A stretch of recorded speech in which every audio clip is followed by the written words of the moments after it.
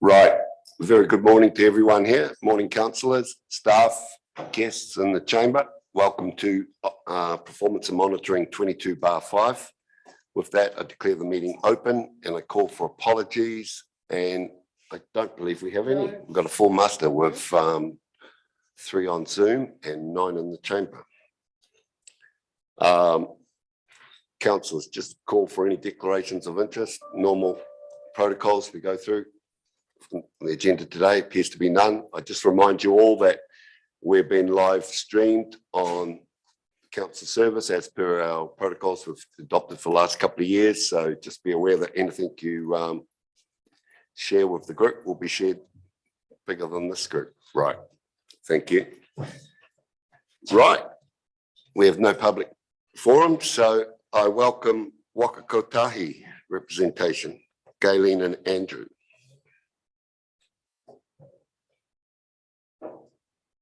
Morning to the councillors on Zoom have gone off, that's fine.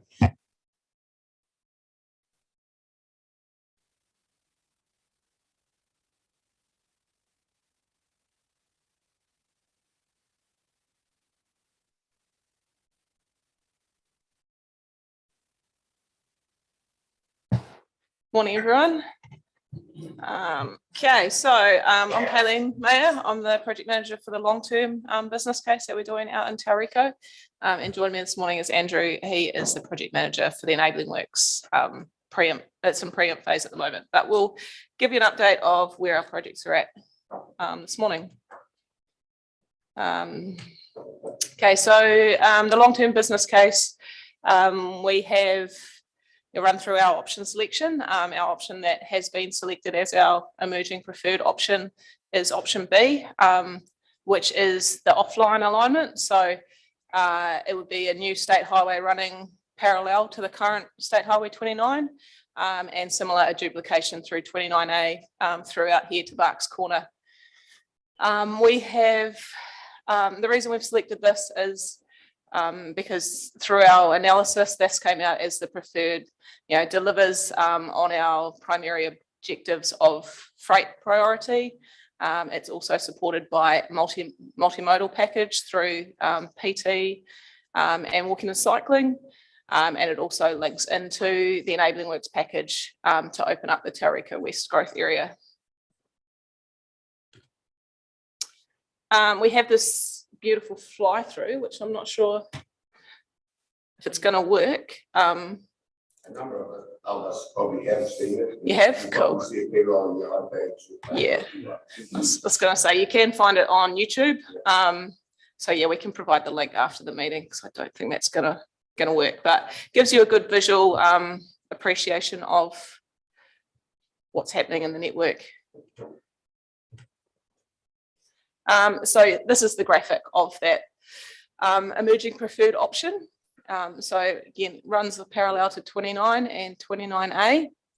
As we've developed this further from our shortlist option, we've removed some ramps that we previously had at the Taronga village flyover. So primary reason for removing those ramps was to ensure that the interregional traffic stays interregional and the local traffic uses the local roads.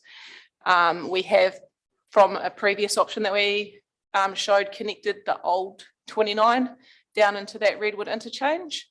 And we've done a bit more work around the Omanua Stream Bridge and making sure that that alignment suited, I think it's 100 k's through there, and the remainder of the alignment drops down to 80 once you hit that interchange near Redwood. As part of this alignment, we also require a realignment of the Koparurua stream, because, as you're aware, that sort of runs through as a farm drain at the moment. So naturalising that area through this project and working alongside or with TCC and the plan that they're doing to restore that from the north as well.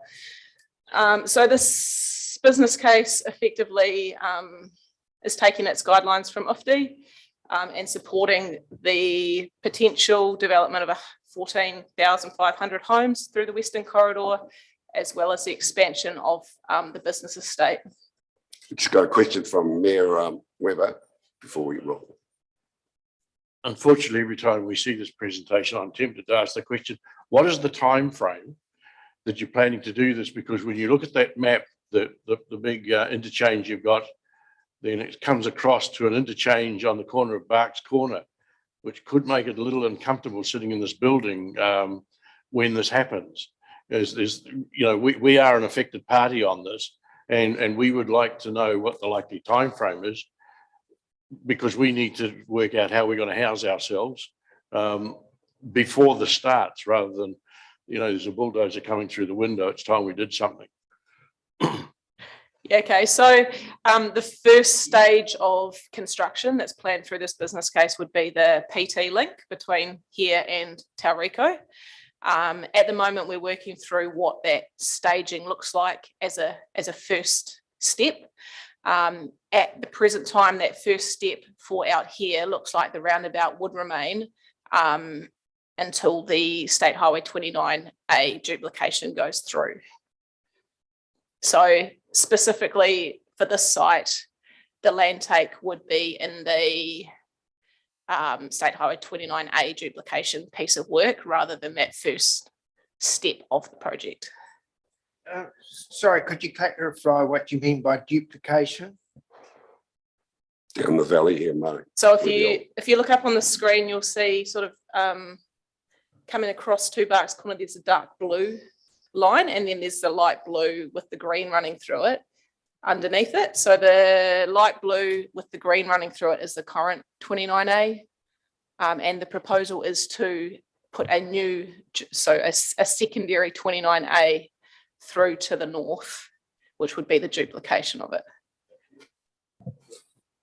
Supplementary. We would appreciate you purchasing this land, because you're going to need it in the next week or two, because at least we can then start our planning.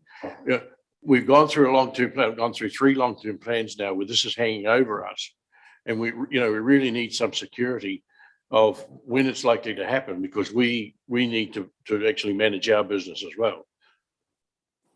Yeah, so unfortunately, in our process, we're looking to finalise the business case at the end of this year or early next year. That will then trigger the funding application for the next stage. Until that's confirmed that there's funding post this stage, there's no money at this point in time to actually implement.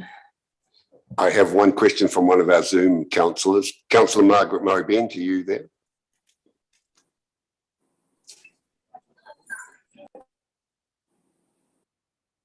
No, try to unmute. No.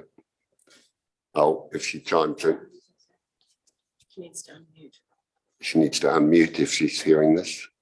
My question is, for the people who live in Belk Road, who had a safety issue going to be resolved, and then because the road was ultimately to be closed, they lost that work and it was all funded and ready to go. When you come out of Cambridge Road, it's a death trap. Can someone please tell me, and I didn't get a clear answer to the mayor's question, what time frame are we looking for and how do people plan to survive in the meantime? I think that safety issues are really paramount and we need to have some idea as to what they're going to do, Transport Agency, to make it safer for people getting around Cambridge Road in the meantime and also out of Belk Road in the meantime. Because it seems to me it's still several years away before anything really happens. Am I right or wrong? You're right, and Kayleen's got a slide that she's going to move to for the initial works which address your Belk Road and Cambridge Road concerns. So maybe she can answer it when she flicks that slide up, Margaret. Thank you. Thank you, Mr. Chair. That's right. Yeah, You're right, Kayleen. Sorry. yeah, Andrew will address that in the second half of the presentation. Any further questions? Yeah, I do, from Councillor Denyer. Yeah. Just a clarification. If you're coming from going on TNL down and then trying to come to this building here, you're going to have to use the old State Highway 29A, is that correct? Won't be you. Yes, you will. Yep. So through 4 sets of traffic lights and then back on. Yep. Okay. Yeah, you will. So you're saying good reason to move, James? Okay, carry on. Sorry, over to you.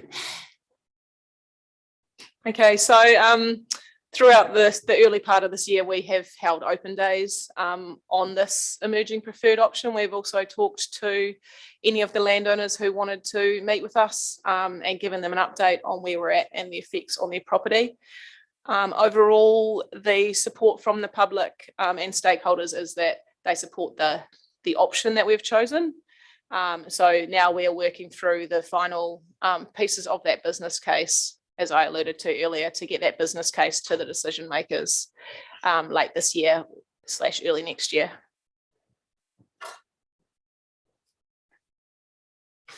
So yeah, that's basically the next steps. We're undertaking our economic modelling, safety audits, doing all that sort of our final QA on the business case.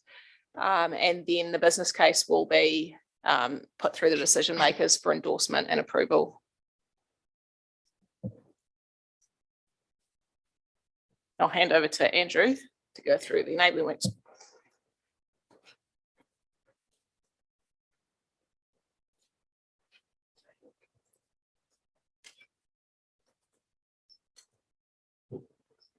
It's easier. Morena, councillors. Andrew Wharekawa-Smith, as Kaylee introduced, and I'm looking after the enabling works, which is the early part of the delivery of this project.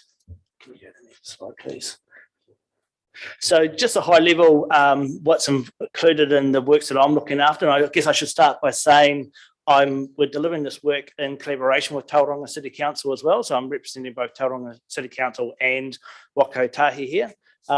So I'll start at the left-hand side of the screen. So we will be closing Belk Road under these enabling works. We then get to the Redwood Road roundabout, which we'll be installing, which ties in Kawerau Drive and links into the new Tauranga business estate, and also makes provision for the future development of the first 2,000 housing units in the urban growth area. Up at what we call the Northern Plateau, so through the Tauriko village, we will be constructing we're calling it the Northern Access Road, so yet to be named road into the urban growth area. We will also be signalising the intersection at Cambridge Road to reduce the number and severity of serious crashes and incidents there, recognising that it has got a very poor safety rating at present. We're also providing access into Fiore Ave for bus only, and putting cycleway and shared use access paths down Fiore Ave, down to the new Taronga crossing area, basically recognising as part of the scheme, we're collectively looking for some modal shift when the urban growth area is developed. So some lead infrastructure there. So that's a high level scope of the works.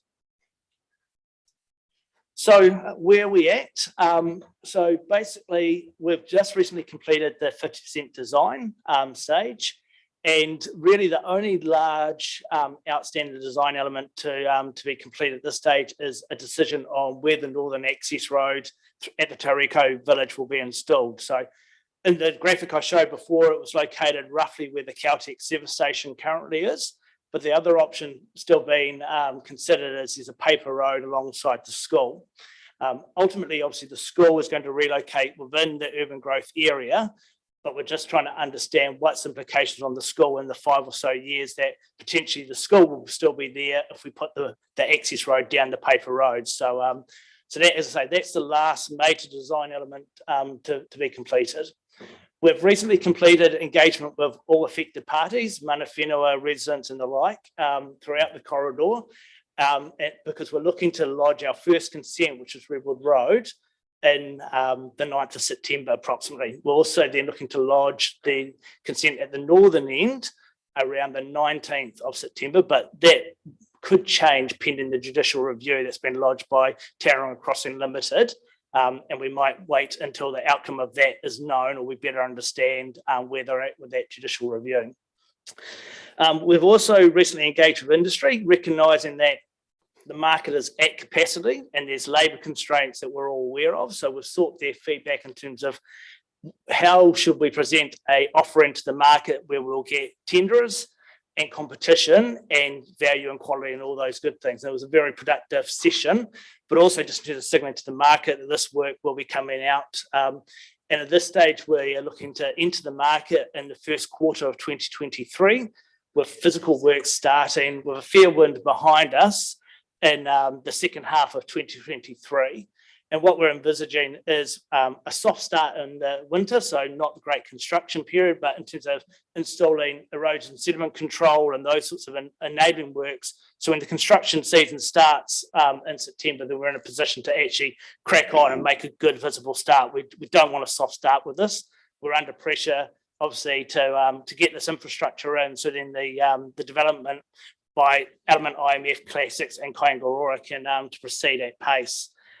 So that's pretty much where we're at this stage. Right, Andrew, I've got a couple of questions online in a sec, but before we start, that paper road, who's on the paper road? The school, the hall, or Caltex, or none of them? So the paper road is the school currently has a playground located on it. So for them, if we located there, it would mean moving their playground.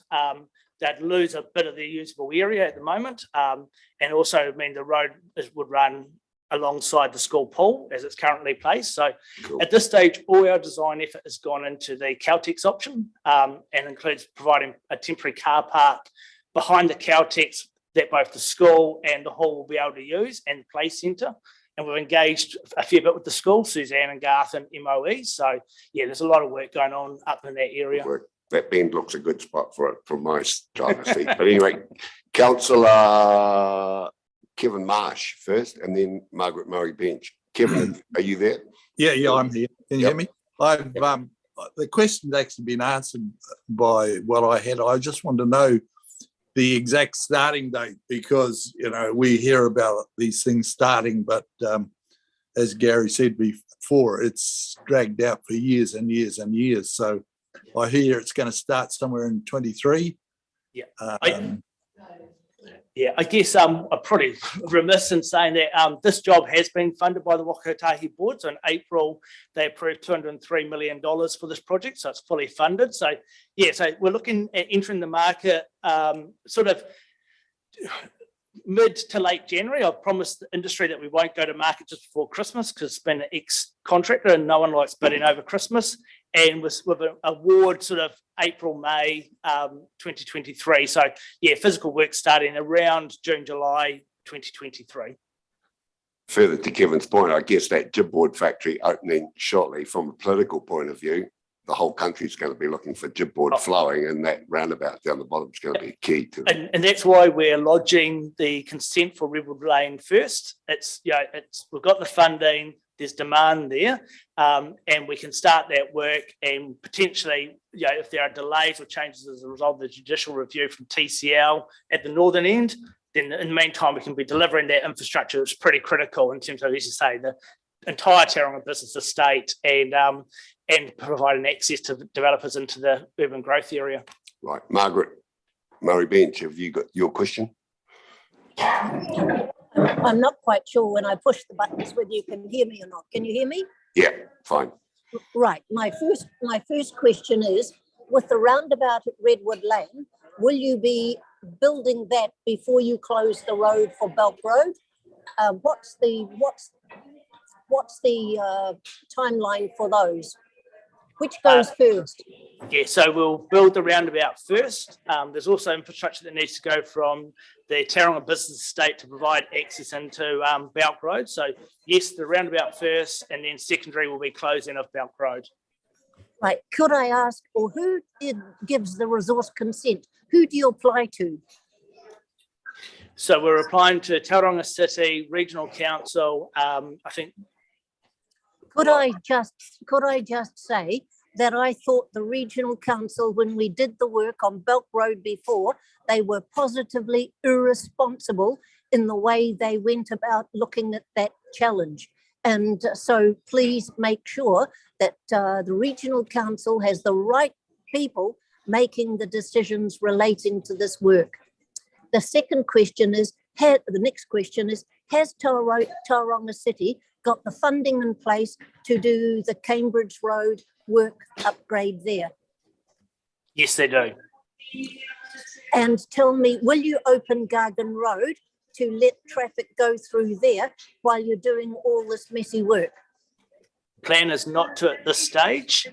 We're doing a lot of work in terms of staging diagrams, more than we'd normally do, to understand what the disruption will be on the entire network, recognising it's a major freight network for New Zealand prior to going to the market. So when we go to the market, we'll be able to show the tenderers that actually the thing can be built within criteria around travel delay and so forth. The other thing with Redwood Road, the roundabout, is the new location of the roundabout means we can construct it pretty much offline. It's only where it ties into the new roundabout, into the existing state highway, that there'll be some disruption. And we've gone as far as changing the design there to structural asphalt to minimise the length of time and therefore the disruption to the road users. Thank you. Right, Councillor Henry. Oh, I've got 3 questions now. Can you explain to me what constructing offline means? Yep. But pretty much, if you think of the existing state highway, the new roundabout is to the northern side of it. So we can construct do all the earthworks and the prep for the roundabout. Just go back to I can answer it. You drive past it every day at Taronga. It's all flop. Yeah. Oh, that's. I was going to say, is it like what's happening out there now? Yeah. Yeah. Okay. So it's not you're building it and it's not affecting the normal flows of traffic. Okay.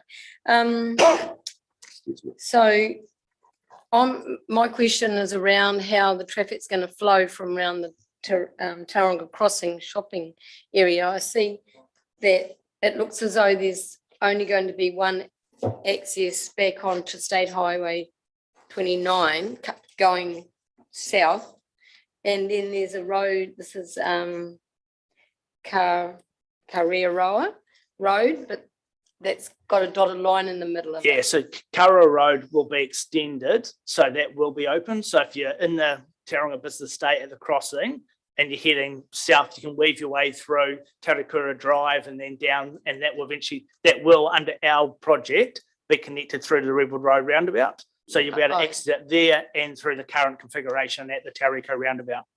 So is that a private construction? It says constructed by others on here. Yeah. Okay. Thank you. Right.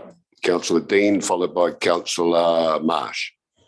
From what you're saying, the signalisation of Cambridge Road into section 29 won't actually be in place for 18 months. Why are you so reluctant to not use temporary traffic lights, which you could go down and hire tomorrow from the hire centre and set up there and actually control that traffic a bit? Yeah, I guess the truth of it is it's quite a complicated movement if you think of the left in, left or right out, left out of Cambridge and so forth. So the temporary traffic signals would be very, very difficult in terms of infrastructure. Again, the cables across the road and whether it's on timer and the like. So it would, it's not impossible, but the cost and disruption doing that would, I guess our viewers would be able to do the roundabout and then go and deliver the final scheme. Right, Councillor Marsh, have you got a question there, or is your hand still up from before? The question that Gary asked before about the our building here in Bucks Corner, the answer was probably not given. There was no time frame like, are we going to have to look at this year, next year, or 2 years or 3 years' time? What is the time frame on that? Because someone has got to know, and I don't think the answer was properly given. So the best time frame that I can give you at the moment is well plus 10 years. Same Well, answer that's better than the 1 or 2 that we had. Okay, same thank answer as TNL stage 2 at the moment. Yeah, well, that'll be never.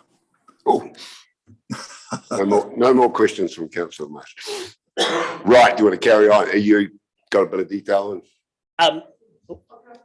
Oh, Just on that question then, you're going for funding and just hearing that that's 10 years plus, is the funding going to be for the whole project, everything? Or are we going to be hanging on waiting for this for ever and a day? not for these two. So in terms of the big project, we'll likely be seeking funding for the first stage or first 2 stages because there's not the funding out there. So we'll be seeking approval of the whole as a business case, and then we'll be seeking funding for the first part, and then there'll be another funding as we go through.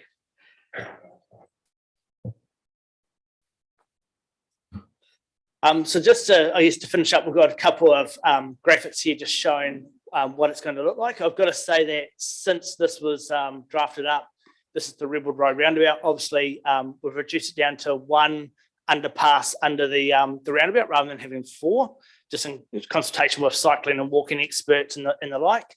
But yeah, so there's going to be extensive planting, wetland enhancement and creation. So the net effect as a result of these works from our ecologists are basically saying we're going to enhance it due to stormwater treatment and the like. So yeah, and we did a walkover probably about 2 weeks ago with Mana Whenua, and they're reasonably happy, and they're currently going through the assessment of effects in terms of what's being developed and worked through. Yeah, and this is the northern end. So as I said earlier, so you can see the northern access road on the sort of top left is currently shown close to the Caltex here. And that is the design progression at this stage, but that is still under review. But effectively, it's 4-laning through the Taronga village, so the road will move closer to the school in its current location. And as I said earlier, we've been engaging with the principal and the board of trustees and MOE out there a lot.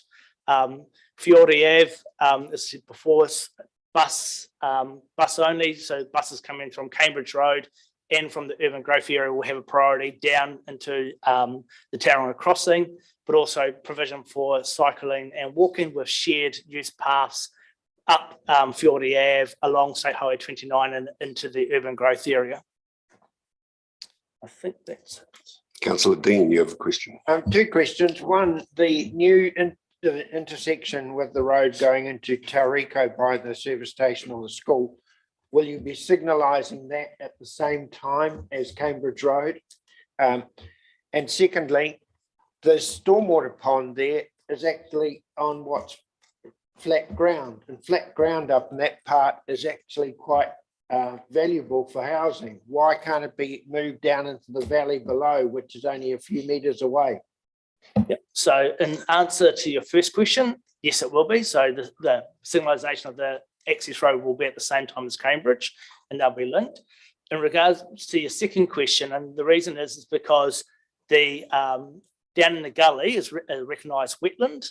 So we need to treat the water before discharging to a recognised wetland under the NES. So that's why we've got the pond up there. So because Kaingaora Classics, we engaged with all of them. They are aware that we have this requirement, and your point's well made in terms of flat usable land, but as I say, we had to treat it before discharging down into the valley. Right, councillor Henry. I'm just looking at more detail at the Cambridge Road intersection with State Highway 29, and this Haori Ave. So have you got traffic coming into that off State Highway 29? Only buses. Only bus. Oh, that's right. I saw that. And is that a bridge for cyclists and walkways going over State Highway 29? No, there's going to be the signalised crossing there will have provision for cyclists to cross at grade across the state highway. Oh, okay. Yep. That was all. Yeah. No, it's all good. We'll leave the experts to the designs. And is there any further questions, councillors, before we thank them for attending today? Obviously. Who's that online? Kevin. Is your hand up there, Janisha? No. No? Okay. Okay. Right. Oh, thank you, Andrew. Thank you, Kayleen, for coming in today on this. Good luck. Get on and put some traffic lights up there.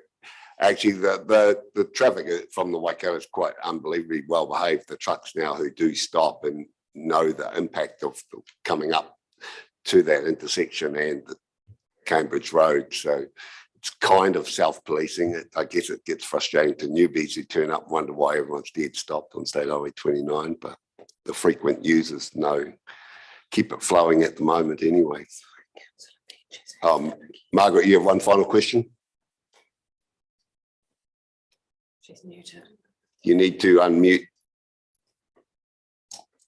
I saw someone report if they had $1 for every time that's been said in the last 2 years, that'd be a wealthy person. Margaret, you need to unmute. Yes. Oh, thank you, Mr. Chair. My question is the K route roundabout. With all the work that is being done on 29 and Cambridge Road, the traffic down at that K route gets so congested. What impact is the design going to have on that?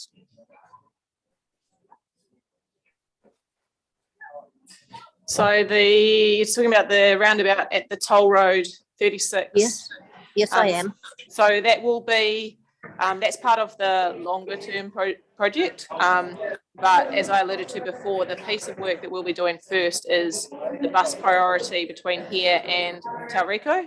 And in that piece of work, that roundabout does become signalised to control those movements a bit better and give priority to the aspects of that roundabout that aren't getting priority at the moment. So it becomes a big, gigantic Hewlett Totra really with the volumes going through it, doesn't it really? Yeah, in the short term, yeah, until that sort of secondary alignment goes past and relieves the traffic off the. So they're going to dig it up, Margaret's the answer. Yeah. Dig up the roundabout and put some traffic lights here. Deputy Mayor Scrim, I saw your hand there at one stage, be Scrimmager. Now you got to unmute. Tell me you didn't have a question.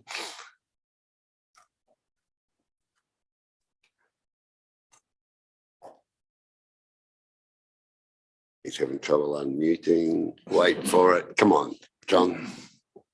No, I've dropped you in it, John. Yeah, no, you're right. All I have to tell you is I didn't have a question, so I don't know where you picked that up from. Okay, well, while you're online, I'll get you to move the receipt of the report from NZTA. And Happy to do that. Thank you. And the mayor's happy to second that. I'll put that. All those in favour? Those against, it carried. Thank you. Thank you very much. Like I said before, coming in. Good luck. Get that project underway. Yeah, we all hope. I'm sure Nigel's going to tell us very shortly how vital that is to the people he meets with pretty frequently. Nigel, welcome to the chamber. Good to have priority one here.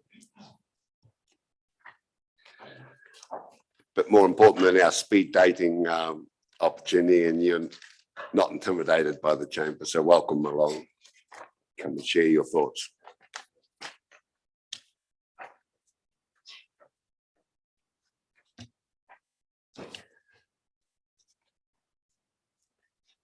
Where's David? Oh, David's just sitting in the background. Okay. Yep, welcome. Yeah, before I start, look, there was an Upper North Island freight study that was recently released, maybe 6 weeks ago. That was an industry-led freight study for the entire Upper North Island. There will only be more trucks coming down the Kaimais and going across the Kaimais over the course of time. That will rapidly outgrow the population increase. This will be the lowest carbon option for importers and exporters through this port, and you will get much more demand through here. So I sure hope that that decade that they talked about at least is much shorter than that. And I think we all need to lean in and make sure this gets done as quickly as possible in full. It will be it's a bad situation now. We have Taronga Business Estate expanding without real capacity to put that onto the state highway network. And it doesn't look like there's much urgency to fix that. So a team effort will be really, really important there, because this is a problem for New Zealand and we'll need to fix it. We nearly had the mayor in Wellington today, but not quite. So another day he's going to solve that. Yeah, this is a critical piece of infrastructure for New Zealand. And I think I don't know if that gets realised at Wakatahi headquarters, but they need to find the money from somewhere. Yeah. Oh yeah, sorry. How about I come over here then?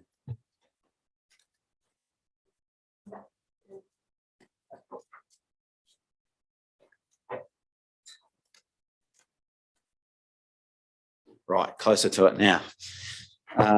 So hi, you obviously all know me anyway, and we've met plenty of times. So this is just an update, economic update, and a few things that are important to us. So feel free to sing out either during or afterwards. I'm not going to labour too much data or anything like that. So we'll just talk about the main bits that are important to the economy. So firstly, us as an economic development agency, we're unique in New Zealand by being a partnership between businesses and council. That allows us to get a few more things done in short. And everything that you see up there, the main thing you need to remember is that mostly what we care about is putting more money in people's wallets. So everything you see us do will generally have that outcome. We're not so interested in, we do it with a ton of things around growing the size of the economy, environmental things and all that. The main thing we want to do is create prosperity by putting more money in people's wallets is the key challenge for this region. When you hear us talk about the economy, we'll talk about the Western Bay sub-region typically. I know it's more helpful for you probably to have it in council boundaries, but the economy doesn't know too much about that. So we refer to it as the same thing. It's broadly similar anyway. So with that, just in terms of how we're going at the moment, it's actually not too bad. We've fared pretty well as a region in a couple of difficult years that we've had recently. We would typically be used to growth of about kind of 5-ish% in terms of the size of the economy. That has been pared back substantially in more difficult economic times. These figures are 2001 generally, but even in, 2021, boy. And what you'll see is that we've still kept an ability to keep growing, which is really good. New Zealand has gone backwards and contracted over that period of time, but us in this region have kept going. There's been more jobs created. There's been more business units in play. And the reason that happens is because our economy is relatively diversified for a region in New Zealand. Other examples of ones that might be Taranaki, who are very heavily dependent on dairy and oil and gas. Rotorua, which is tourism and forestry. We're not like that so much. We've got horticulture, we've got manufacturing. Manufacturing is probably bigger than you think it is. Distribution, logistics, healthcare, construction, things like that. And they've all actually gone pretty well. So that's what's led us to have probably better than average economic outcomes over this time. Earnings pleasingly have increased, but that's the main figure that you need to look at when you think about this economy. And while 59,000 and something looks pretty good, in the context of New Zealand's average being 63,000, it doesn't look so good. So where we punch above our weight everywhere else, we do not punch above our weight in terms of earnings. And that is a problem for us. And that's why we have to fix the value and the quality of this economy first and foremost. So that's our main goal. Just need to decentralise Wellington and get some of those government departments based in Taronga. Underway at the moment. Yep. That Yep, might help. absolutely. Yeah, Yeah. yeah. So we probably wouldn't want any 1,000-seat ones, but a few hundred would be very, very helpful. We actually have one of the lowest rates of government employees in any major New Zealand city. I don't know why we've missed out there, probably just because of our rapid growth, but that needs to change. Probably would help awareness of things like that last discussion too, right? Where that can fall under the radar, unfortunately, of Wellington types. And our airport doesn't get fogged in from time to time. We can't believe it. It's not Yeah. priority place. Yeah, and it's not as windy to fly into. Anyway, Yep, certainly. And it doesn't help that our rent is almost twice the price of what a mortgage payment would be either, so. correct. So I've got a slide on housing a little bit later on, and that's exactly the problem we have. And Margaret's got her hand raised up, Nigel. She's probably going to come in with exactly the same as Monique. Margaret, are you there?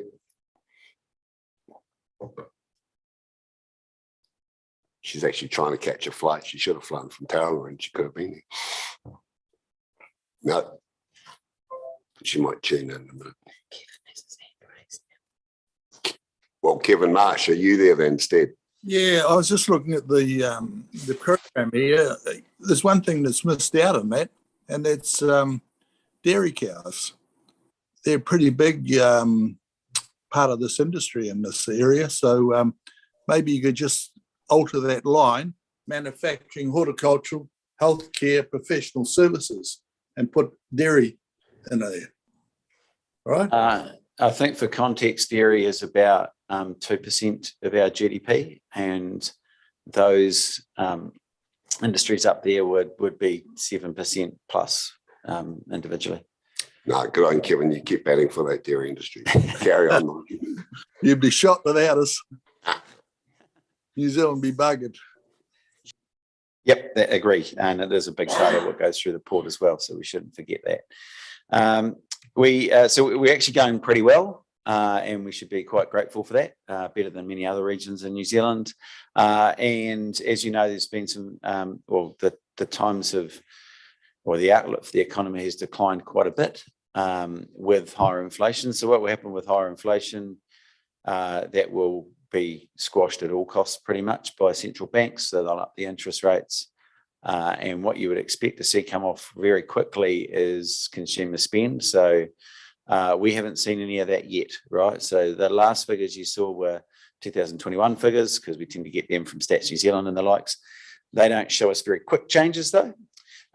Things like retail spend do show us quick changes, and what we haven't really seen here is much of a change yet. So I would definitely expect to see a change there. Households will spend more on their mortgages, have less to spend on skateboards and lawnmowers and things like that, etc. And they'll obviously retail spend will go down. That'll squash prices over the course of time. So haven't seen any of that yet, but I would expect to. So we're still faring reasonably well. I think that's probably because, again, that our economy is not going too bad, and also unemployment's pretty low. So typically you'd see in recessionary environments, yes, while economic growth drops, unemployment goes up. We fortunately haven't seen that yet, and that is a very important thing for us to try to prop up over the course of time. The biggest challenge for employers, however, is not the economic conditions as much as trying to get people. And you see here, these are the Trade Me and Seek advertisements over the course of time. The main thing you need to read into that is employers are still trying to employ people as quickly as they can. And they'll keep doing that. So they're still feeling fairly buoyant on the demand side. They're just worried about getting people in to do things. The largest employing sectors, if you're interested, the three biggest construction, distribution and logistics, and professional services. So they account for about 60% of those job ads. So we need more truck drivers, we need more builders, we need more engineers, probably, lawyers and accountants. And there's significant effects around Australia, or people going to Australia over the course of time as well, that they'll be trying to counter. So that is the main challenge. Interestingly, though, we still have a large amount of people on the dole. So That hasn't changed too much. It's gone down a little bit, but 3,000 odd people is historically quite high. If we looked at what it would have been in 2016 or 2017, it would have been quite a bit lower than that. So there are some policy setting challenges there. Also, we would have thought within COVID, there's probably some mental health displacement type hangover things that would have happened as well. So that figure is too high for us and needs to go lower. So we have unemployment in the 3s somewhere, which is about as low as you can ever get. And then we have a bunch of people on the benefit that we would like to get off the benefit. That's not easy though, right? There are significant challenges in that. I think employers have actually changed quite a lot in terms of their attitude to giving people a bit more of a chance than they would have in the past. That still needs to keep happening, and we need to work really, really hard on that aspect as well. We've got a skills and employment hub attached to Priority 1 that works with a bunch of people that are, I guess, falling on bad times and trying to get them into work. That's hard work. It's generally one-on-one or one on a few, but it's really critical that we get people into work over the course of time. So maybe there's 500 to 1,000 people that we could get on, back into the workforce there. With 104,000 jobs in this region, they will be swallowed up pretty quickly. Right, now you got Councillor just Gray, a followed by question. Councillor Murray Bench if she wants to get ready. Does that figure include sickness and disability benefit as well? No, it's a job seeker work ready benefit. Yeah, so that figure could actually be a lot greater for people that could actually get into work if there was employment Yeah, so available. the capacity is higher if you can get people on the sickness and disability type benefits in as well. We tend to focus on that less because it's a little less controllable from our perspective as well. So we tend to focus on job seeker. Yeah, but we work with MSD pretty closely on that. I think the total number is about 10 or 12,000. Yeah. Margaret, do you have a question for Nigel? Yes, my question is, what influence can you have on making sure that the port is able to expand as it needs to do? I gather we're 2 years behind where we need to be, and what are we doing about it as business leaders, community leaders, to help the port? Okay, so that I could spend the rest of the day talking about that almost, but it's critically important that the port does expand over the course of time. And in the short term, what we can do is keep lobbying as hard as we possibly can. So I was in Wellington last week doing exactly that. Again, I think Wellington doesn't quite realise the importance of the Port of Taronga to New Zealand's fortunes. It's pretty critical as a small trading island nation that you have your seaports kind of in the right, we're having the right level of capacity. I think in a broader context, it's unsurprising that there are problems there. That has not been well managed over the course of time, and you have a large industrial encroachment onto a marae. You have a harbour that needs to be well looked after, and I don't think any blame goes on any individual organisation or people, but we need to work really hard around what that Mount Industrial area looks like in the future, and we've kicked off a piece of work simply to understand that factually. Currently, there are a lot of emotive arguments around that particular issue, and there isn't much fact in it. So what we can add as the Economic Development Agency is a bit of fact to that argument, but it's going to be tough. There's a lot of capital employed there. There's a lot of people employed there, and moving things is not easy. We need to adopt an intelligent approach to our industrial area across the Western Bay. So that will involve Tauriko, that will involve Rangiru, probably Kawerau, etc. over the course of time. Great. I'll let you carry it. Oh, Councillor Henry. The 3,000 averages that's up currently unemployed, and the people, the organisation that pays their unemployment benefit. It seems to me that the areas that are the dominant categories that are needing employment are not, the entry level from school, possibly. They don't need a degree. They can train on the job. Maybe logistics might be a different thing, but, so what help is there out there? And I don't know, I mean, I'm not saying you have to do the help, but, what is the support network for them to be getting the skills that they need to step into these jobs? So it's a bunch of different type of people. So typically in that category, there are the NEETs, so youth, not in education, employment or training. have fallen by the wayside, or also people of middle age that might have maybe had kids or something like that and then go back into the workforce. So that's generally what we see, but it does get scattered. Most of those jobs will be entry level, but we're trying to get them something with some skills. So forklift driving would be a good example, or even chip sealing with roads. We've managed to connect some youths with employers, good employers there. It's not easy though, right? You can connect them with a willing person and an employer, but they might not have a driver's license. They might not even have a bank account.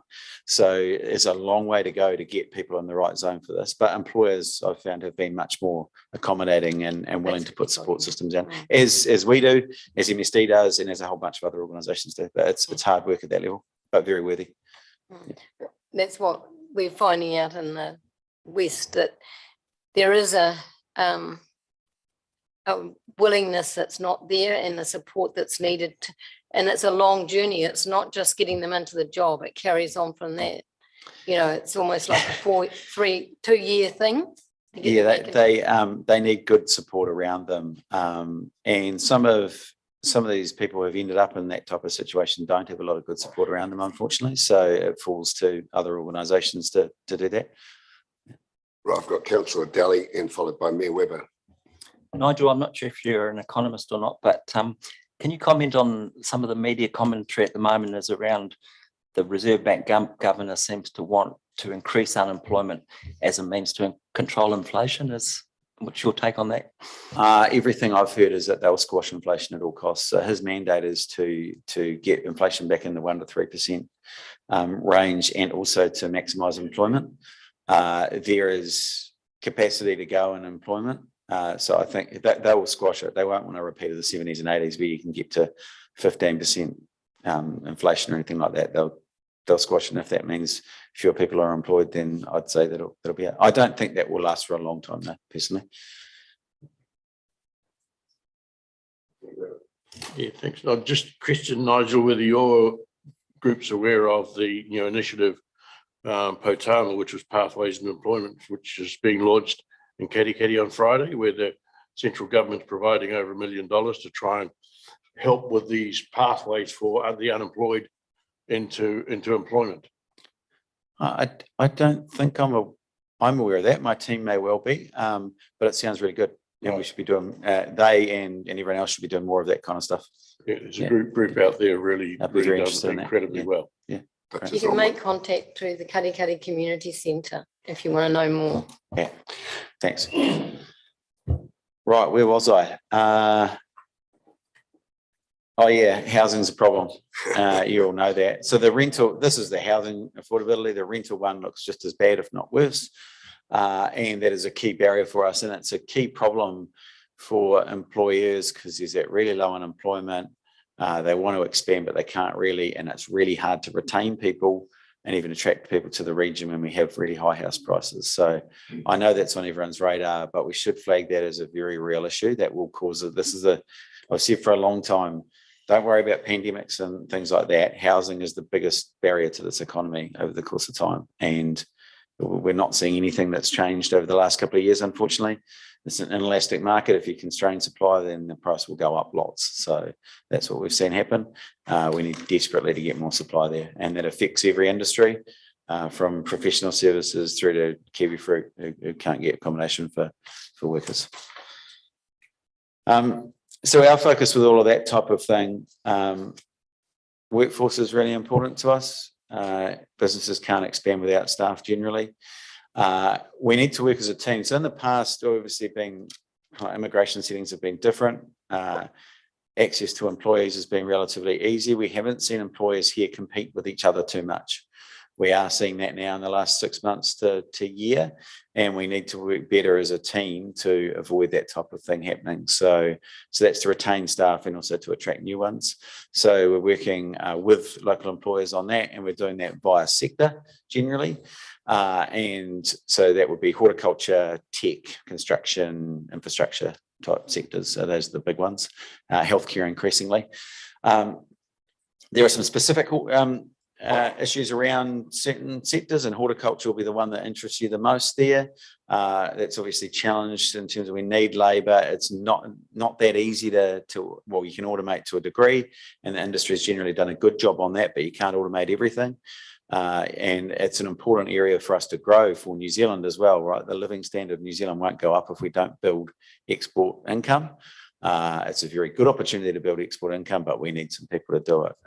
So it's got to be a full strategy, working quite hard with KGI and Zespri on that.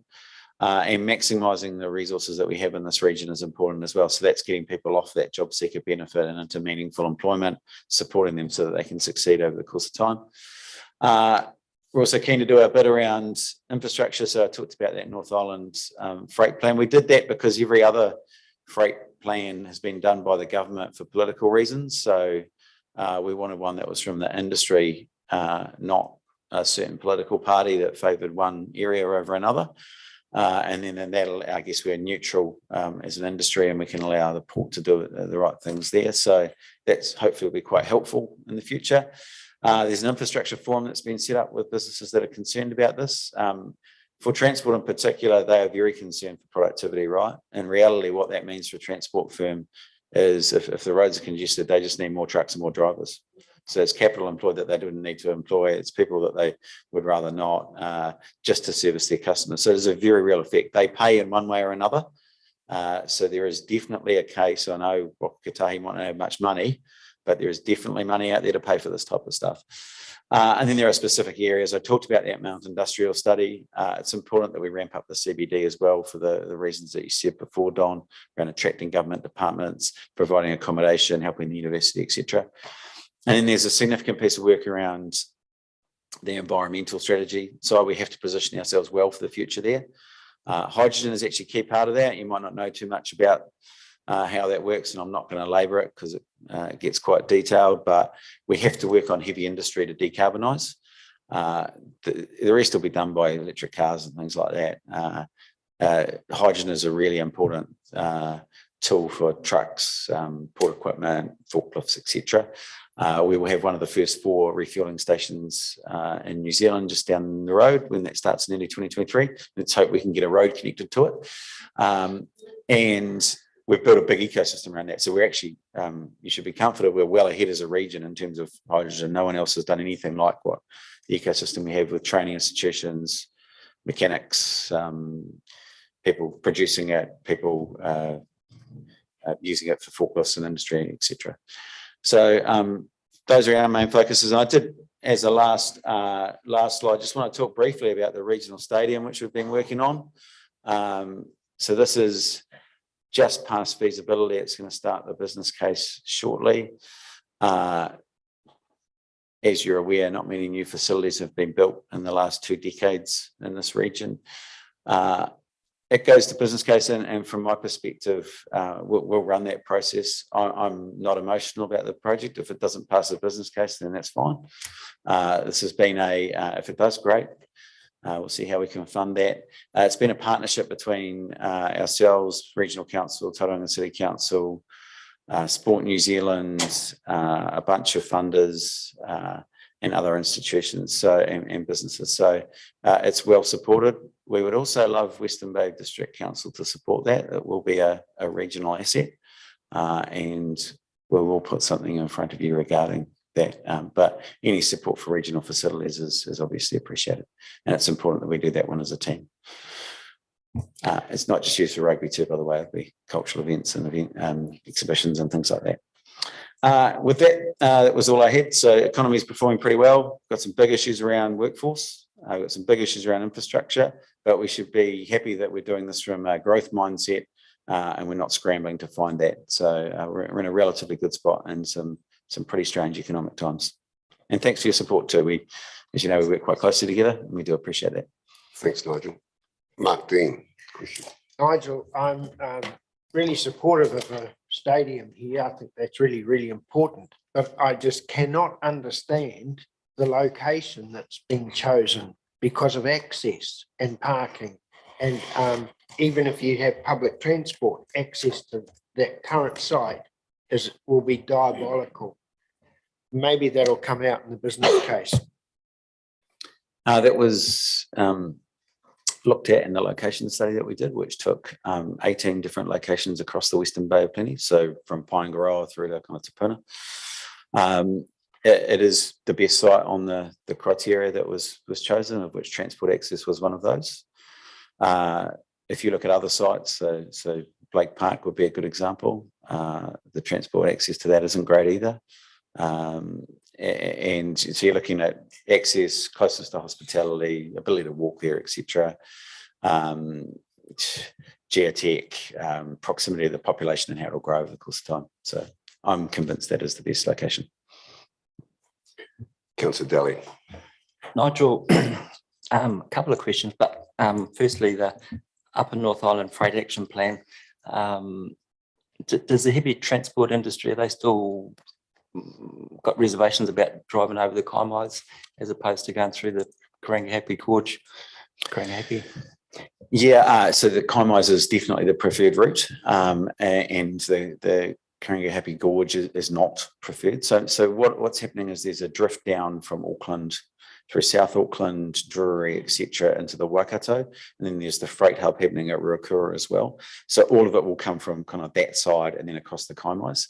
The Kaimai tunnel is well utilised, but again, we'll probably have some resilience challenges over the course of time. And State Highway 29 across the Kaimais is earmarked as a key route, particularly with that new one that's just bypassed Hamilton and gone through the state there. So very, very, very important and well favoured, and a concern because it's not big enough. Just one last, if I can, the CBD, I went on your blueprint walking tour with Mark, and that was very interesting. What's the timeframe scope for developers getting stuck into that, and has the rising interest rates, has that sort of put a bit of a kibosh on that?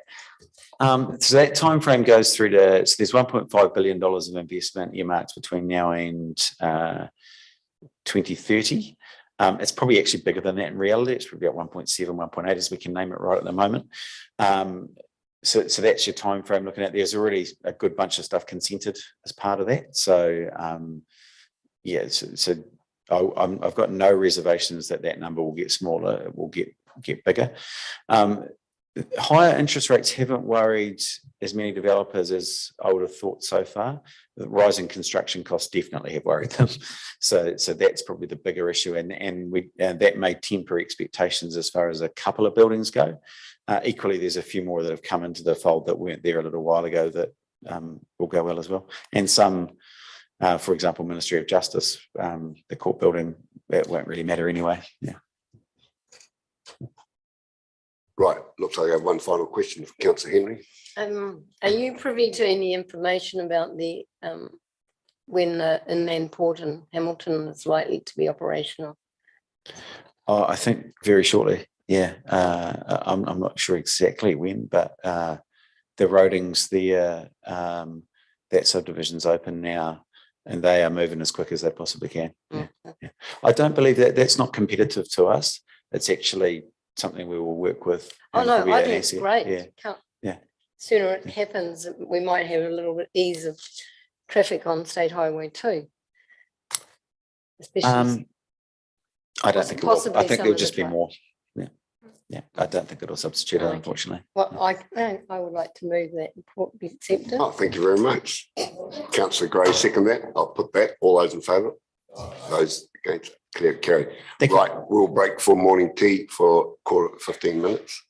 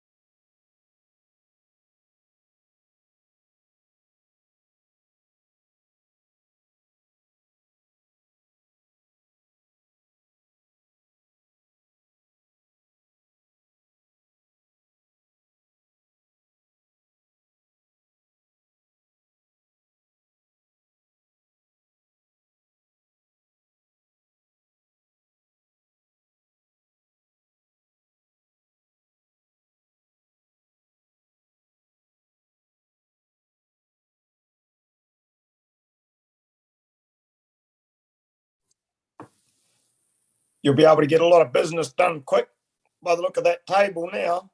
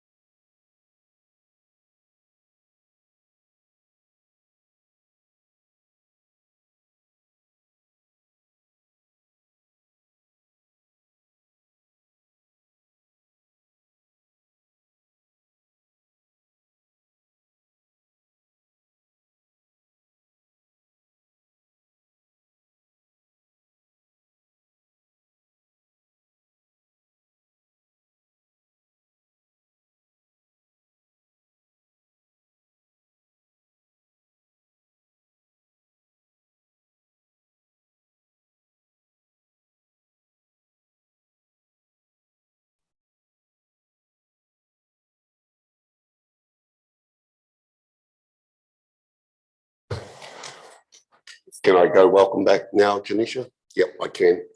Councillors, I need a mover and a second to change the order of operations. Councillor Gray, Councillor Sol, I'll put that all in favour.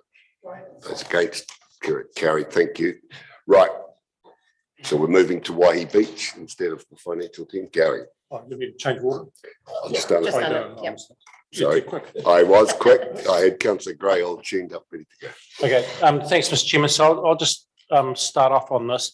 So I'd like to welcome to the chamber. We've got Sue from the Waihee Beach Library. She formed at Kitty. Gareth and Jason from Jigsaw Architects, and online is Barb Whitten, who'll potentially chip in as well.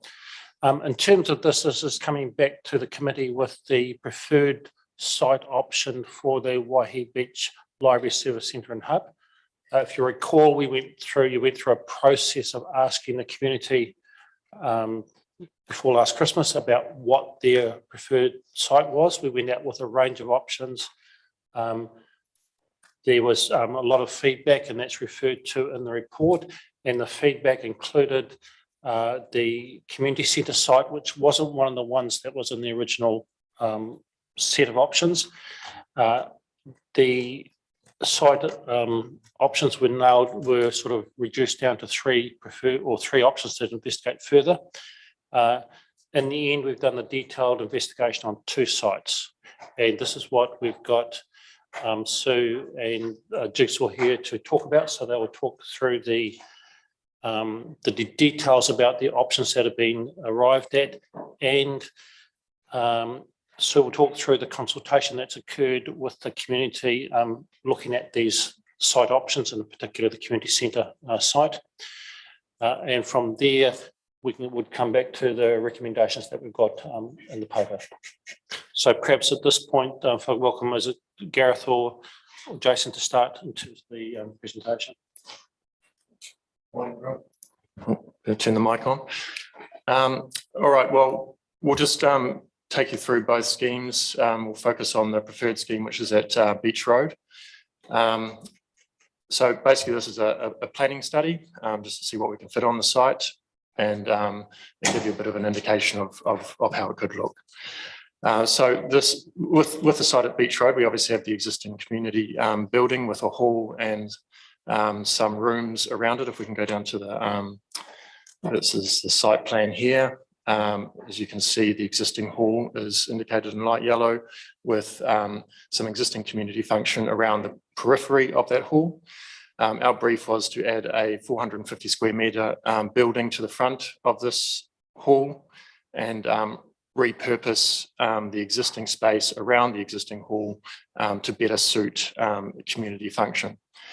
So as you can see from the shape of the new addition, which is noted as proposed library, it has some definite forms about it. So I'll just take you through basically the rough concept behind the shape and some of the drivers. So if you, Jason, if you go down to the floor plan, you've got basically three concave curves which determine the shape and how this building flows. The first one I'll mention is down the bottom left of the page. There's a large concave curve with an arrow, blue arrow pointing to it. One part of the brief was to have this new building as kind of a focal point from the roundabout between Wilson Road and Beach Road.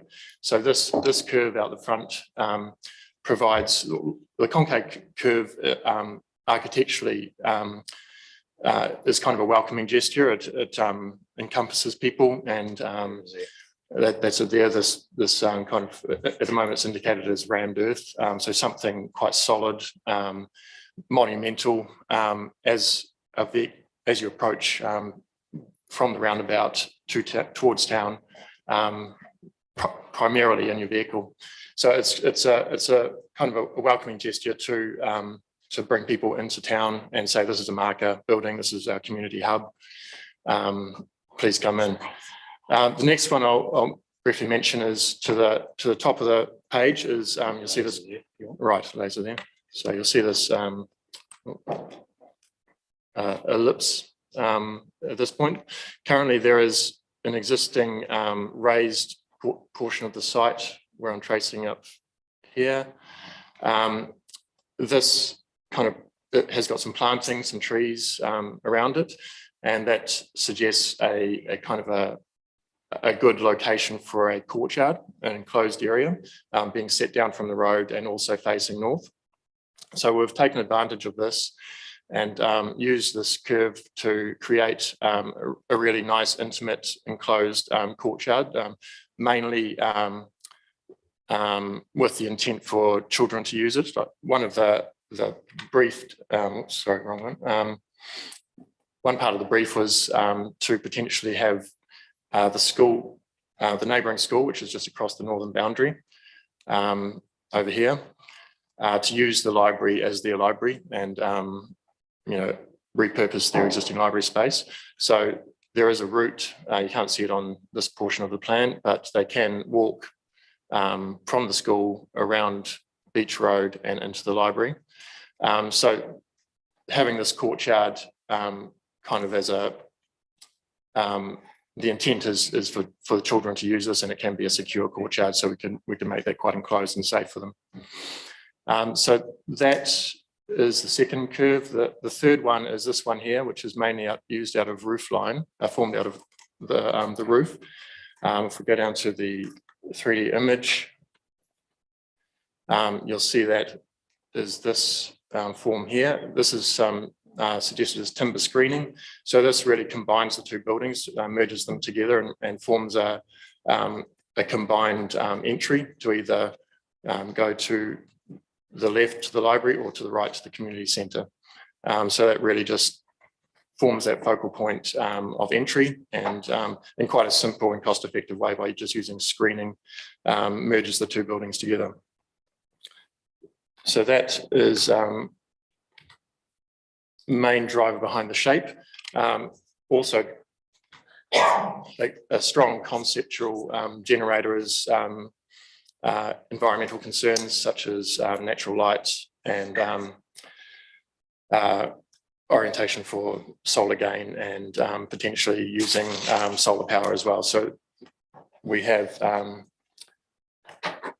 main amount of glazing is again around that courtyard, and that allows natural light coming into the library zone itself, which is in here, with periphery functions around the back south of the building that don't necessarily need so much light, like larger meeting rooms, back of house functions.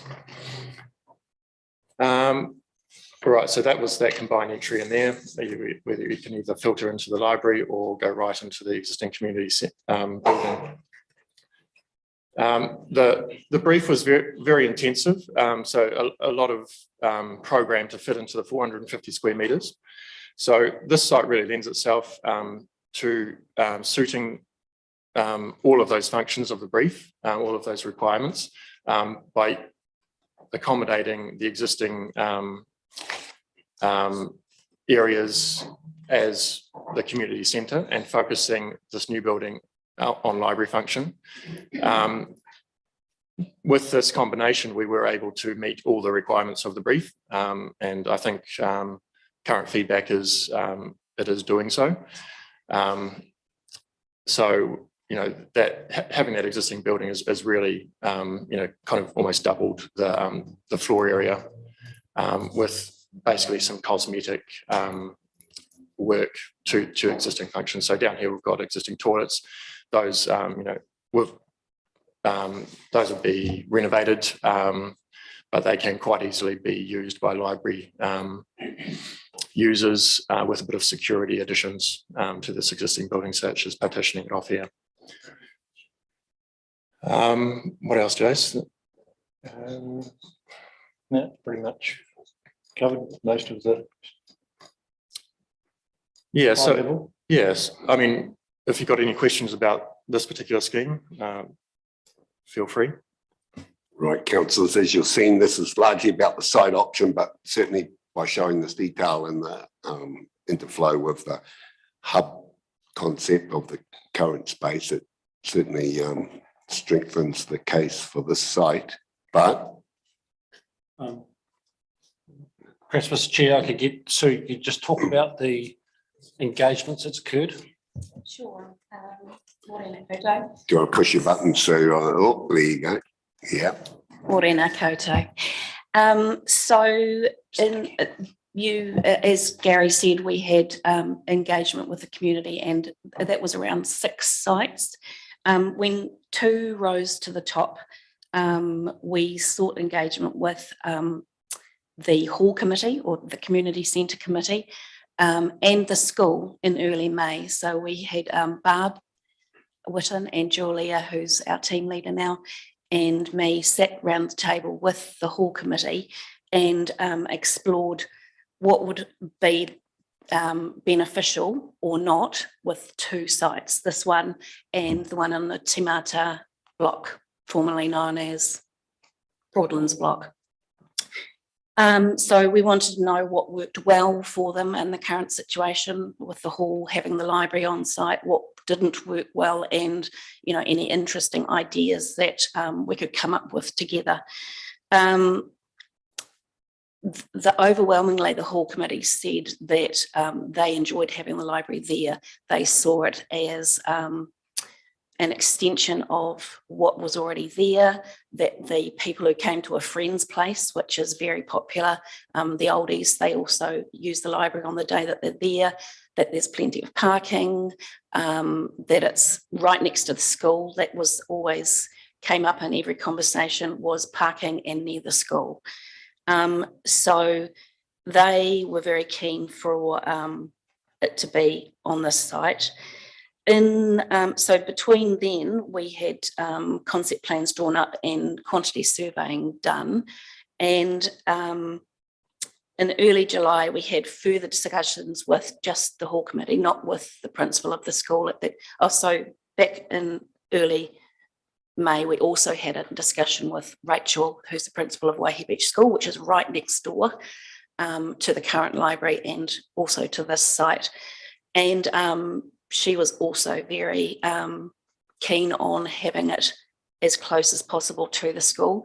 Tomato Block would be a little walk away, and although that would be still okay, having it right next door meant that they could possibly use the library at the community library as their library and put their resources into teaching and learning instead of having a separate library as well. So she was also very, very keen on that site. So then there was some quantity surveying and some concept plans done. And in early July, we had another discussion with the hall committee to further explore some of the ideas that we touched on in the first engagement. And that was that how could we work together? Where we are now in the little library, we're on the side of a big empty hall that's not manned or manned, and we serve as an unofficial information centre as well, because the information centre in the little village is only open at sometimes. So a lot of people come to the library expecting someone to be there, expecting someone to be in the hall, expecting people to know stuff about things. And we just talked around the idea of combining forces and having us look after the hall resource and be booking agents and, combining forces so that we can be one big community centre. So we talked about that a little further, and that just provided a little bit more clarity. And the site rose to the top again. In mid to late July, we invited the hall committee, our local councillors, and the community board along to preview the plans, just to have a little sneak peek before this meeting and to see what they thought. And overwhelmingly, the support again was for this site and for the resources to be combined. And as these guys said, they have listened to the brief from us on the ground, the people in the libraries who work there. Julia walked and talked with them on both sites, and they've listened to what we need really well and incorporated things. We've had the experience of now being in Katikati's new building for 4 years. We know what has and hasn't worked with that design, and they've listened really well and put stuff in there. When we had the latest engagement previewing plans, the people who were there were passionate locals. And of course, they had a little bit of feedback to give us on parking or where might the bike rack go or that sort of thing. And there will be an opportunity, of course, for that sort of feedback. But overwhelmingly, it just showed that the support was there for this preferred site. Thanks, Sue. Chairman Ross, I'll give you the opportunity. You've been involved with the hall committee for many, many years and the current community board chair. Do you want to add anything? I see you're part of that consultation. Yes, thank you very much, Mr. Chairman and councillors. The community board is very enthusiastic about the site. They always have been. We wanted to see what the implications in other sites were and how much it costs. And we are very willing to work further with however, to make this the best little library in the Western Bay. Combining the resources with now, as you see on the plans, the school next door, the men shed behind, the friends place that occupy the supper room for 4 days a week. A whole lot of things are happening on that site now. And we've got the parking, and with an addition of the other parking, I just highlight one thing. The school kids actually come through the fence and walk up the side of the hall and likely to do so. And some of us are a little concerned about opening the roadway that's closed off at the moment on the top of the screen there, because that was closed off when the RSA traffic management plan for turning in and out was developed. That's when that road was closed off. So please look at that. There's a good option of coming around the back of the hall where the containers are.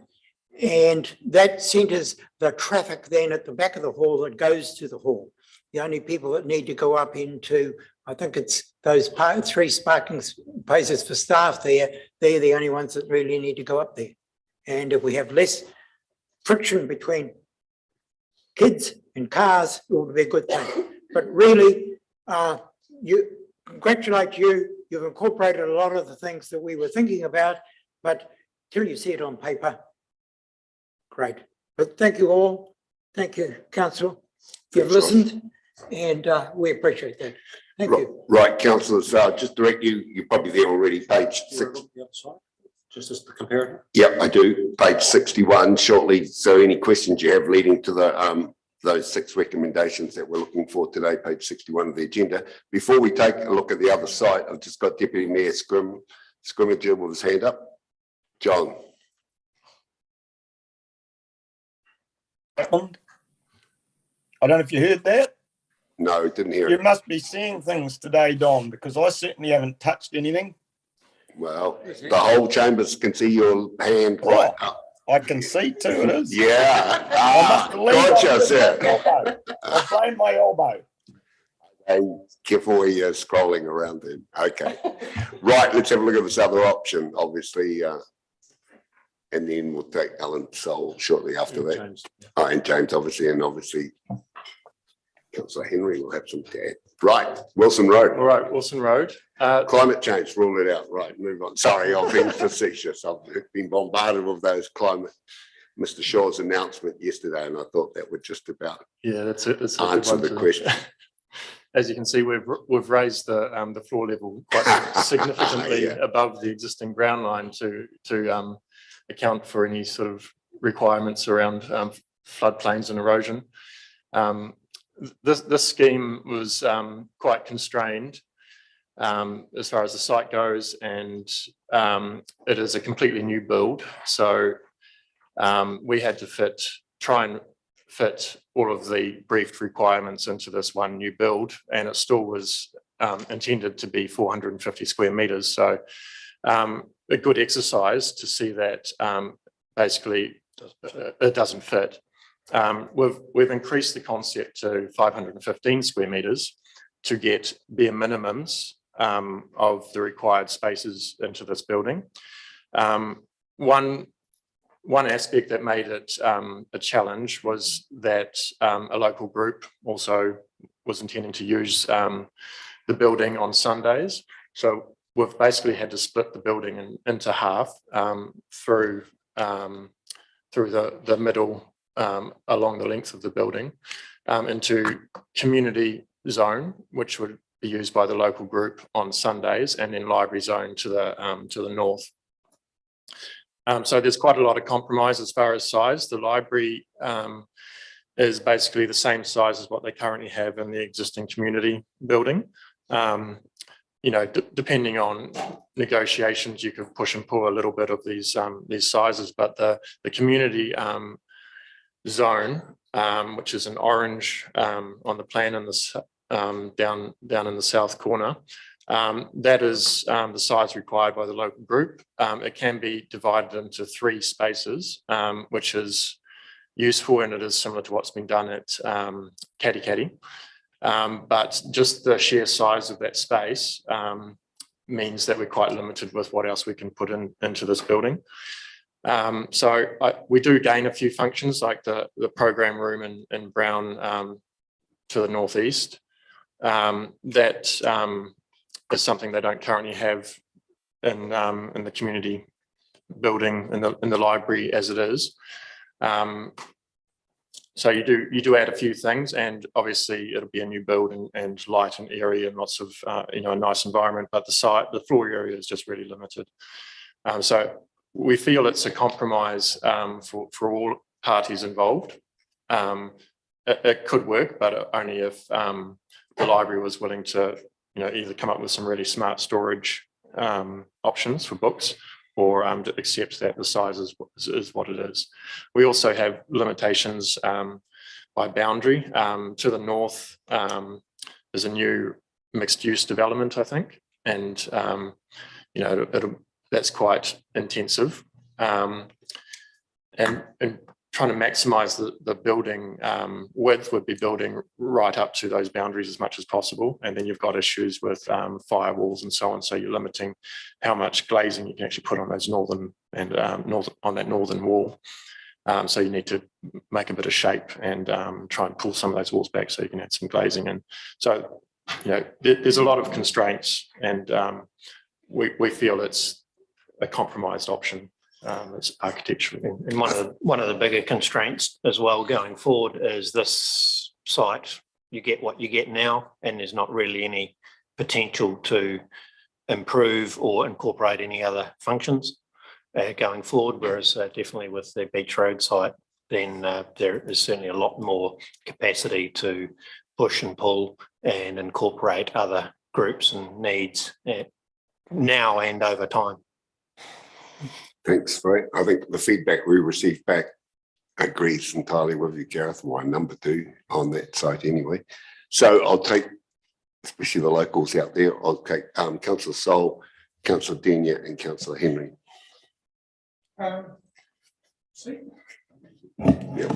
Thank you, Mr. Chairman. And basically, again, congratulations on all the work that's been done here and listening to the local people, the people of Waihee Beach, who really came strong on this site. And it was always there. I think one of the things that I need to just express it right from the start is this became a very keen patch of land. It became from very Sleepy Hollow to a piece of land in general, that reserve, over the last 6 years. And I remember going to the Hall Committee and saying, hey, you guys, you've got to start looking at your future and where you're going and what else do you need? What's your wildest dreams? I can't say we really wound them up that much, but at least they could see this was happening, and they got fair warning that other things were going to happen, and this was perhaps potentially one of them. So to me, we are moving an area to become a very active centre and within Waihee Beach, even though it's not in the main CBD. So, sir, I just really recommend, or would like to move the recommendations 1 to 6, that we proceed with this at this point in time.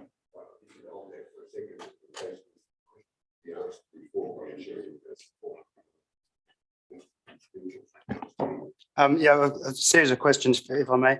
The first one was perhaps, Gary, if you could comment on why I think what was actually the second option, which was behind the community centre, why that fell away and didn't actually even get a design look at, just for the sake of completeness. Sure. So when we were really sat down with the team in terms of looking at the sites, when we looked at again at the one behind the community centre, it didn't have that integration fit. So you didn't have the ability to essentially share resources and share building and work together. And plus it was still felt probably slightly isolated from the car parking. I mean, I know we've got the other car park across there. So when we assessed it and go community centre site, it just felt this was the one to put the effort into. So you had a real comparative between this site and the Wilson Road site, where we had an offer on the land that came with conditions. So you're going, these are probably your real two alternatives. Yeah, thank you. If you could move to the previous slide, please. Oh, that one, yes. The concern I have there is that we've ended up with I know this is concept plan at this stage, but a series of 3 cul-de-sac car parks that don't flow well from each other. So you end up going in and coming out and going in and coming out and trying to find the park. So I just wonder if during the next phase, a bit more flow could be found between them so that you don't have that situation, which is the flaw in car parking in Waihee Beach generally. And I'd be keen not to repeat the mistakes of the past, basically. I think you're correct in terms of it's not one massive big car park, but I'd probably look at the car park is generally servicing the different areas. So the one on the left services the hall and the library. You'll have one by the men's shed essentially for that, and the one on the right is more towards the active area.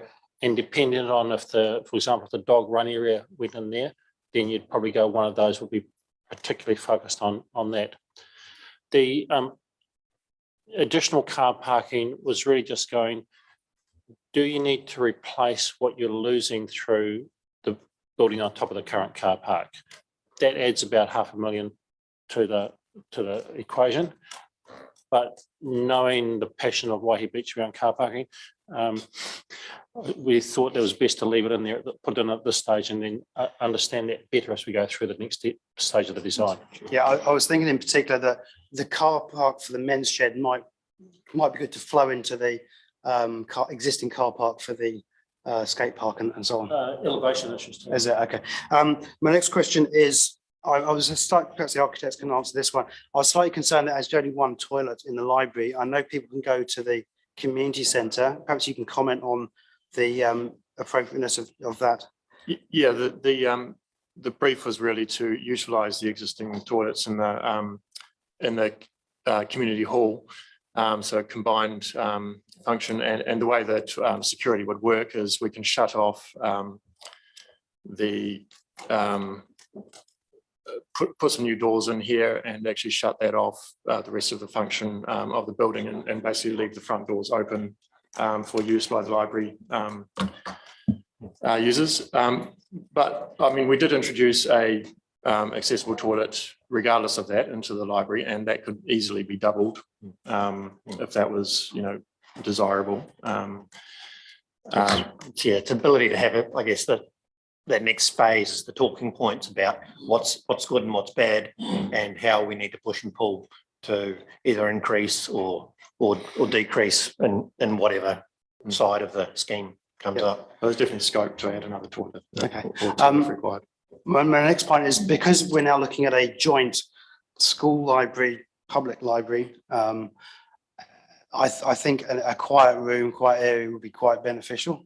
And I'm thinking the quiet room you have in Katikati Library works really well, and I use that reasonably often. And I think that should be incorporated in the design at some point. But other than that, look, I'm keen on this. I think it's a great outcome, and I'm happy to support when the time comes. Thank you. Councillor Henry, sorry.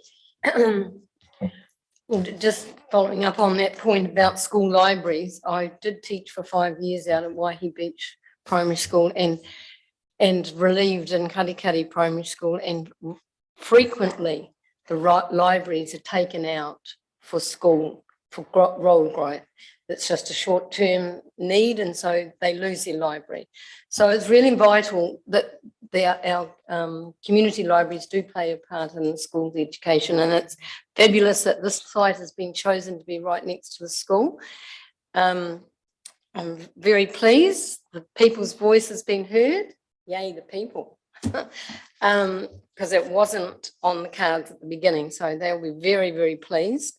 And I also want to thank Sue for her over and above engagement, which has added to the success of the negotiation and with what the needs are from the community. So thank you for you, and thank you for calling us in and giving us a thumbs up. Thank to you. that. I'm the happiest customer services representative in the West, and I love my part-time job at Waihee Beach Library. Perhaps you should put your nomination forward for councillor. Right, looks like we've Hang on, exhausted. and I'd like to second that. Oh, I think Councillor Denia jumped in ahead of you. Sorry about that. It's just the way the Yeah. cookie crowed. So I'll direct you to recommendations 1 to 6 on page 61 of the agenda. It's moved Councillor Sol, seconded Councillor Denia. Now further speakers to it. Mayor Webber, you like a bit of procedure? Absolutely, and Ross, you and I know this has taken longer than an elephant to gestate, and it's great that we've finally got there. The only thing that I would say is the usual suspects still live in Katikati and Waihee Beach. And when you go out with the public notice on this, the 2.5 million is before the elephant even thought that it might get involved in gestation. It was a number plucked So we need to stop those people going on, well, you were going to do it for 2.5 million, you've lost the plot. That was a placeholder from a long way back, and it bears no resemblance to what this is. And I think we have to cover that in the publicity when we go out, that this is a real step up to what we were talking about 12 years ago. Well, you're jumping meetings now, because I think that's coming up in your meeting next week anyway, about building it. Today's about the site selection and the consultation, and I think we've ticked that off. I'm inviting any further speakers before I put recommendations 1 to 6. I may, Mr. You're going to Chairman. breach my standing orders and jump in as a non-councillor. I'll let you get away with it since it's the second last Yes, I meeting. don't know the rules. Yeah, okay. Okay. I commend all councillors for speaking for the thing. It has taken a long time, but I think we have got to the right place with the right sort of scenario building, and the community. Some will say, oh, why are you spending so much on the library? Reality is it'll be there for the next 50 years. And we are enthusiastic. And if I'm part of the new community board in 6 months' time or less, or whatever it is, I will be enthusiastically supporting it 100%. I'll watch that you don't vote here, so you don't. Right, councillors, I have recommendations 1 to 6. I'll put that. All those in favour? Those against? I declare it carried. Thank you. Thank you, Ross, for coming down today. Oh, John, you did have your finger up before, but was that in voting in support when you had your thumb up? Yeah, good. Okay. Right. Is that just about it? It is. So we never, yes, we David for the library. Jensen, and I think, thank you, Gareth, thank you, Jace, for coming in, and Sue, thank you very much. I don't know if Barbara was there online, but thank you to her if she was for her time.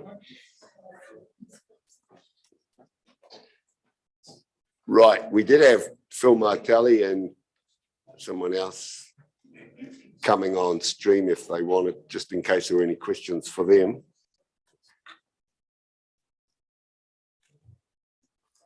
David, before you start, as this is the second to last meeting, I'll just, great report today, and obviously the next one, we want to make sure it's exactly right. I've been through a few election cycles, and you wouldn't believe the amount of debt that this council owes. I've heard over meet the candidate meetings over the years, and how much surplus we've pocketed away and put away. So I assume that your next report will be fully publicly available, so everyone will have access to it. So if anyone starts trotting out wildly distorted figures, we'll come back to you. So it's just really a 6-week warning to say next report, nail it. Not that there's any doubts with this one, but anyway, that's my preamble to start. So thank you. Good morning, Mr. Chair. Good morning, elected members. So this report here covers the unaudited results as at 30 June. I'll cover off the contents of the report, but also noting there have been some late revisions to some of the numbers just as we work through the year-end process, and I'll cover the implications of that off as we move through the report. So we're looking at a draft unaudited surplus of 3.3 million for the year end of 30 June, and that's primarily driven through underspends and personnel costs. We're all aware of the environment we're operating in, and also underspends in our operational projects. So there's been well publicised difficulties getting money out the door and executing some of those contracts, and that's showing in our surplus as at 30 June. The other important thing to note here is that ordinarily council revalues its assets every 3 years, but with the movements over the last 12 months in construction costs and inflation, we have been requested to go out and revalue all of our assets this year as well, just to make sure that, for example, in the event if there was a disaster and we needed to call on our insurance plans, that we had the right values insured for the things that we own and the things that we need to replace. So when the final annual report is published for 2022, you'll see a revaluation impact there as well, just reflecting the movement over the last 12 months.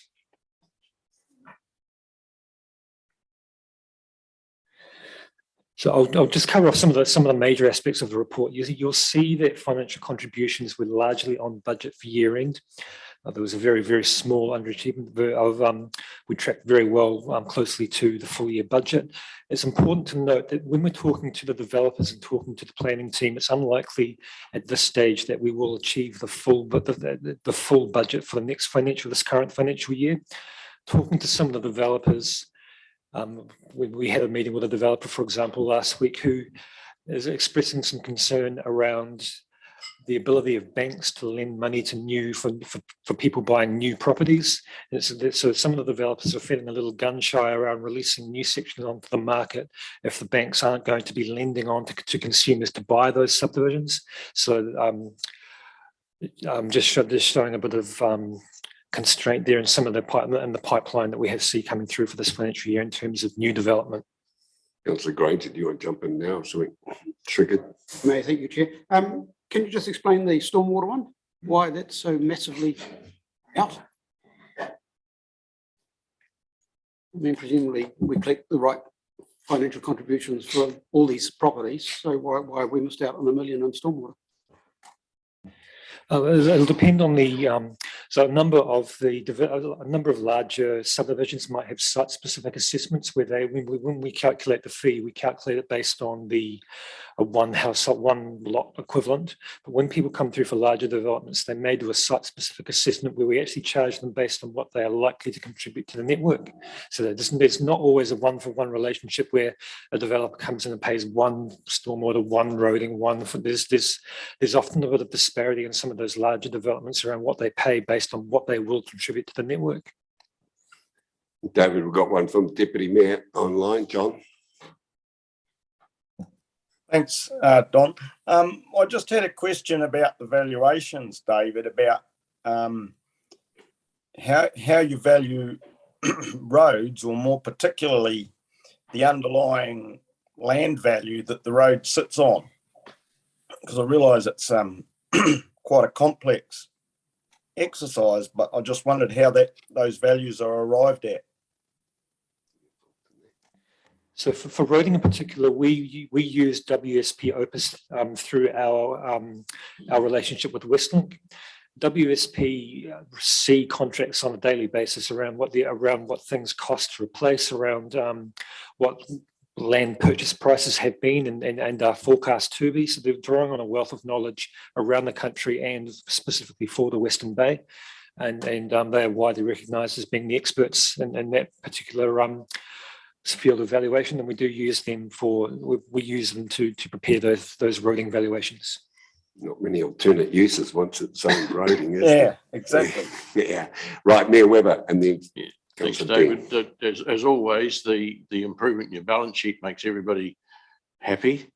Unfortunately, I think when you tell everybody what the valuation brings through, you need to advise them the impact on depreciation, because but you have to swallow at the same time, and it takes a bit of a gloss off it, because that will have to be budgeted going forward.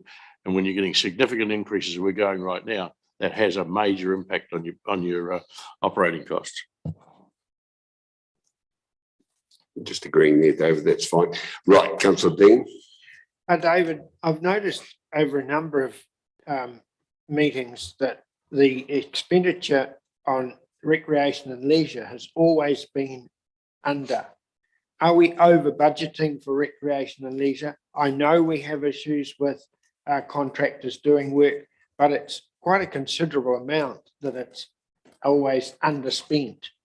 Or are we not maintaining our parks and facilities as well as we should be? Is that in terms of capital expenditure, Councillor Dean? So if you look at the budgets for reserves for rec and leisure, there are a number of very lumpy land purchases in there that may, depending on negotiations with the landowners, may fall in between financial years. That's one of the reasons why we have been underspent is some of those land purchases have not been able to be squared away by year end, so they do drift from year to year. Oh, Councillor Dean, while we're on it. I'm just wondering how well CapEx spending is now proceeding, given that lockdowns have ended. And last year was obviously a difficult round, but are we getting back on track with at least on the run rate going forward? So as I mentioned earlier, we have had some late costs come through toward after the closing of year end. The final achievement of the capital program is a little over 70%. So talking with Standard & Poor's, they have been talking with councils around the country. The average achievement across New Zealand for the last financial year is between 50 and 80% is generally the range that they have seen. So I think council's done reasonably well, very well, in terms of the experiences of other councils. Obviously, what happens moving forward will depend on the contractor market, a lot of the things that may be outside council's control, but we are working very closely with our suppliers to try and do the best we can. I don't know if you're going to cover it later, but on page 52, the wastewater results, the results seem to be, the targets seem to be copied over into the results. Can you tell us what those should have been, please? I may need to have a look at that and report back. Thank you. Thanks, James. Right, David, have you got anything further you're speaking to? Just closing off the report. So on the Treasury side, council met all its KPIs for the financial year, operating within our agreed limits within our Treasury policy.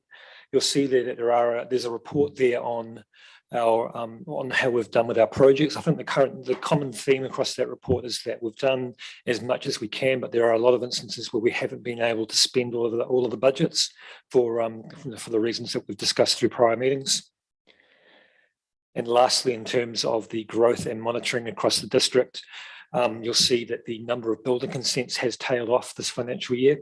And talking with developers and talking with the planning team, we're looking to have a firmer view for how that's going to trend this financial year as well. Great, thanks for that. Right, appears to have exhausted questions. What was that figure again, just for an unexpected surplus for the year? 3.3. 3.3. I'll just put that away for another day. Yeah. Right. Moved Councillor Granger, second Councillor Denia. I'll put that. All in favour? Those against, I declare it carried. Thank you, David. Thanks, Ross, for coming down. I think that's, yep. Councillors, before we move on to Gary, and Tanisha's just got a bit of tying up, I need a move in a second to move to the confidential stage of the meeting. Councillor Henry, Councillor Gray, I'll put that. All in favour? Those against?